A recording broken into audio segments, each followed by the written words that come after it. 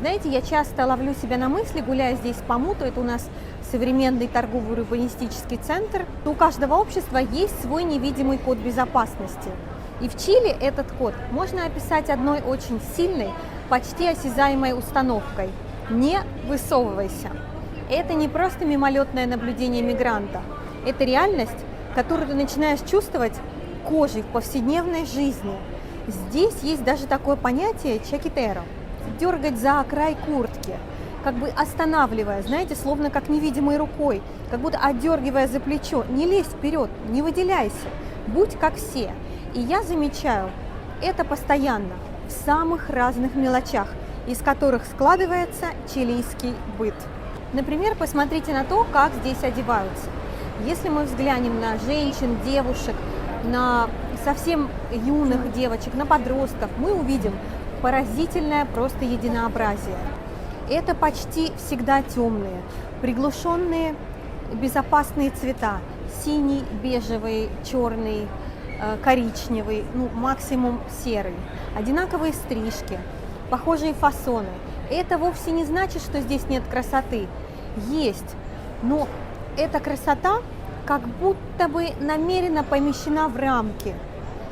И эти рамки очень строгие.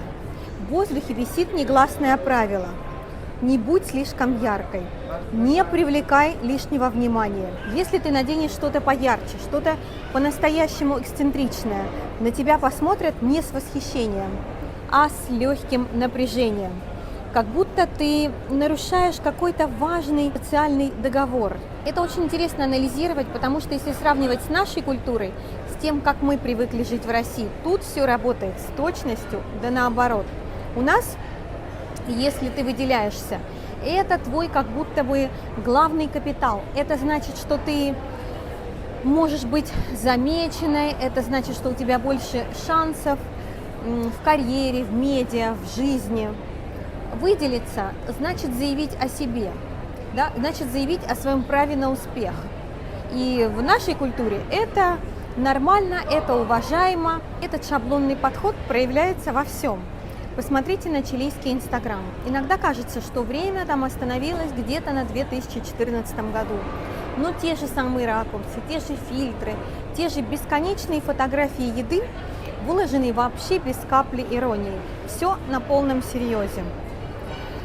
Без попытки сделать хоть что-нибудь новое. Знаете, вот люди как будто боятся экспериментировать с контентом, боятся быть странными, боятся показаться смелыми, креативными, и они делают то, что уже проверено и одобрено большинством.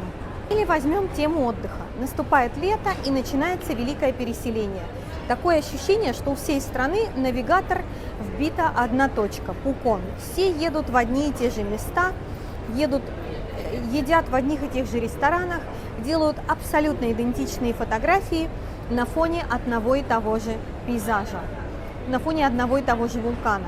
И дело не в том, что Пукон плох, нет, он прекрасен. Но сама идея того, что все поехали и я поехал, возведена в Чили просто в какой-то абсолют. Это не просто отпуск, это ритуал подтверждения того, что ты часть системы, что ты такой же, как все. И в чилийском обществе это очень важно. Даже заходя в гости, вы часто ловите ощущение дежавю. Современные квартиры, прекрасный дизайн, но насколько этот дизайн удивительно похож между собой. Дизайн одной квартиры на дизайн другой. Это, как знаете, копи-паст. Здесь скопировали, сюда вставили. Абсолютно такие же цветовые решения, та же мебель из популярных сетевых магазинов, расставленная по одной схеме.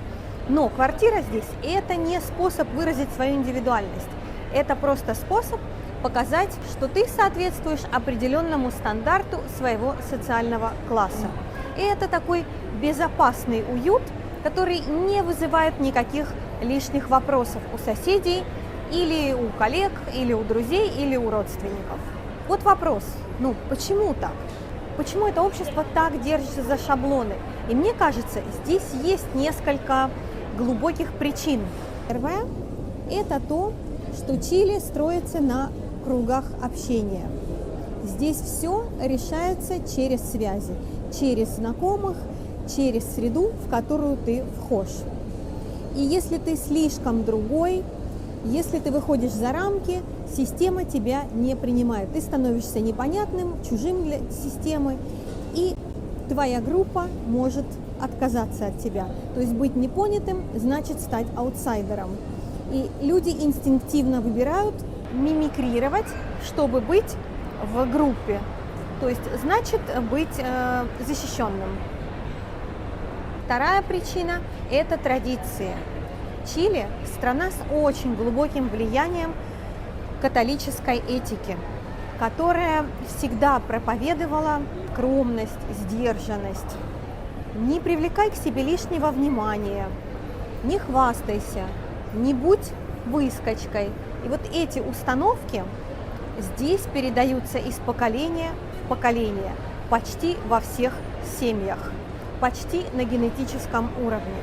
Ну и третье – это, конечно, страх.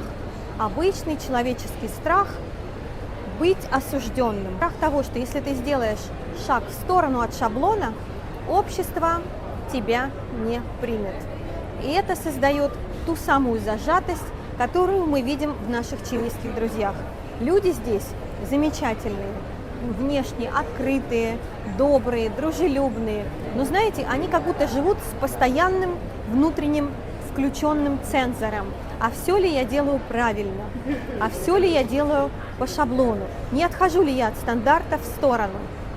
Из-за этого здесь действительно меньше креативных, творческих людей, которые мыслят по-настоящему out of the box.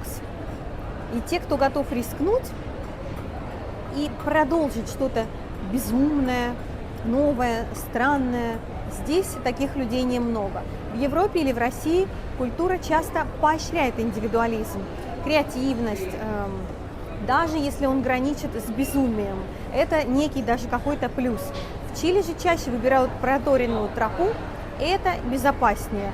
Но это и медленнее, это и не ведет к новым открытиям. И сами чилийцы говорят, что да, в космос-то мы не летаем. И эта установка влияет на все.